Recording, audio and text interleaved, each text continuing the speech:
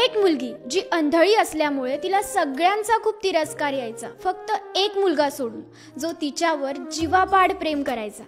ती त्याला नेहमी म्हणायची की ज्या दिवसापासून मला दिसायला लागेल ना, त्याच दिवशी मी तुझ्याशी लग्न करेन. एके दिवशी तो मुलगा तिला न सांगता त्याचे डोळे तिला डोनेट करून टाकतो आणि मग तिला दिसायला लागल्यानंतर तो तिला विचारतो, आता माझ्याशी लग्न करशील ना? पण ती त्याला बघून शॉक होते की अरे, तू तर अंधळा आहेस आणि मी एका अंधळ्या मुलाशी लग्न नाही करू शकत. आणि त्यानंतर तो मुलगा तिच्या हातात एक चिठ्ठी देऊन तिच्या आयुष्यातून कायमचा निघून जातो. त्या चिठ्ठीत त्या मुलाने लिहिलेलं असतं की माझ्या डोळ्यांची काळजी घे. मित्रांनो, या गोष्टीतून आपल्याला दोन बोध मिळतात. पहिला बोध, प्रेमात इतकेही आंधळे होऊ नका की समोरचा व्यक्ती तुम्हाला चुत्या बनवून निघून जाईल.